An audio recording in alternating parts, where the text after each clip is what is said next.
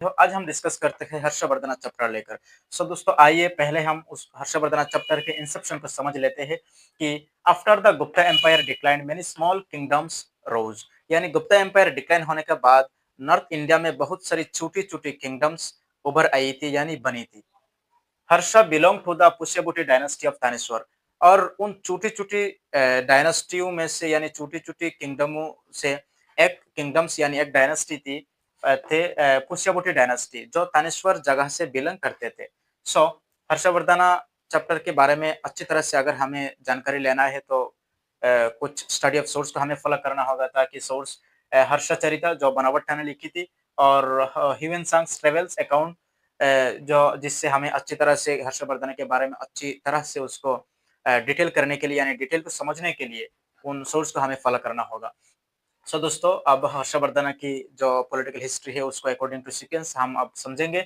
सो आइए, Harsha became king after his brother Rajyavardhana was killed by Gauda raja. यानी गौदा राजा ने जब राज्यवर्धना को कत्ल कर दिया, तब राज्यवर्धना को कत्ल करने के बाद राज्यवर्धना की छोटे भाई हर्षवर्धना अपना एम्पायर के किंग यानी राजा बने। हर्षवर्धन राजा बनने के बाद यानी अपना एम्पायर को जब संभालने लगे तब हर्षवर्धन ने चाहा कि पूरे नॉर्थ इंडिया को इकट्ठा करने के लिए एक साथ मिलाने के लिए उसने बहुत सारी कोशिश की।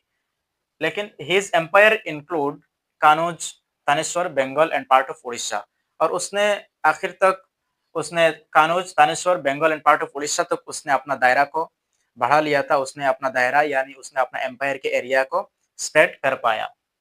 आखिर में उसने चाहा था tried to conquer Deccan but defeated Pulakeshin two Chalukya raja. लेकिन आखिर तक उसने चाहा था दक्षिण भारत को भी यानी साउथ इंडिया को भी नॉर्थ इंडिया के साथ इकट्ठा करने के लिए उसने कोशिश भी की थी और उसने हमला भी चलाया था दक्षिण भारत में। लेकिन पुलकेशिन टू चालुक्य राजा ने हर्षवर्धना को आखिर में पूरा डिफीट कर दिया यानी हरा दिया, जिसकी वजह से हर्षवर्धना सिर्फ नॉर्थ इंडिया में ही ठहरना पड़ा, नॉर्थ इंडिया में ही उसको सीमित रहना पड़ा, साउथ इंडिया तक नहीं जा पाया। हर्षवर्धना की पहले कैपिटल था पहला कैपिटल था थानेश्वर, लेकिन आखिर में उसने थानेश्वर से कनौज शिफ्ट कर दिया था। हर्षवर्धन की मिलिट्री अचीवमेंट्स को समझेंगे आप। उसका मिलिट्री अचीवमेंट बहुत ही मजबूत थी, बहुत स्ट्रांग थी।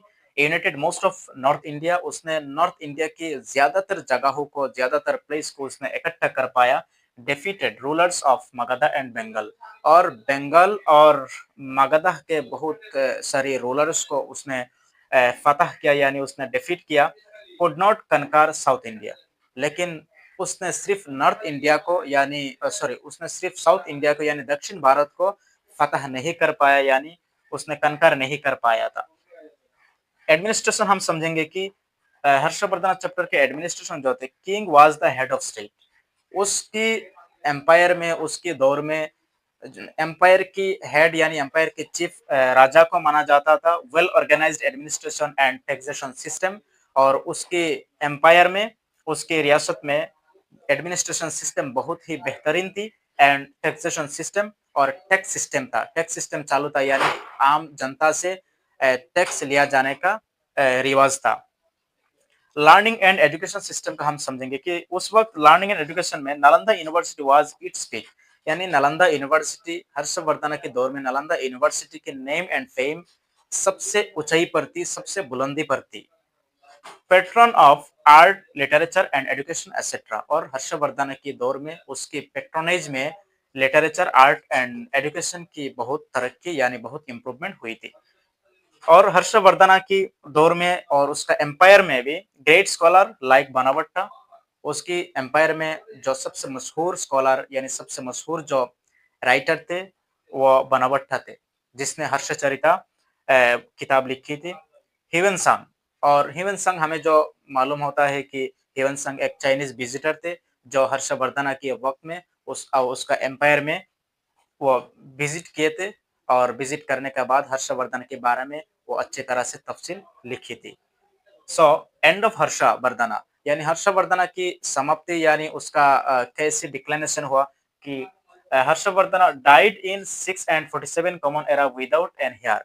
यानी हर्षवर्धन गुजर जाने के बाद दुनिया से यानी हर्षवर्धन की डेथ होने के बाद उसका कोई वारिस यानी उसका कोई बेटा पोता नहीं थे, जिसकी वजह से after his death his empire broke up quickly, जिसकी वजह से उसका एम्पायर अपने आप टूट गया और कमज़ोर हो गई। और आखिर में ऐसे ही धीरे-धीरे हर्षवर्धन की एम्पायर पूरा नामो-निशान दुनिया से मिट गई। सो दोस्तों मुझे उम्मीद है आज की डिस्कशन यहीं पर ख़त्म करते हैं और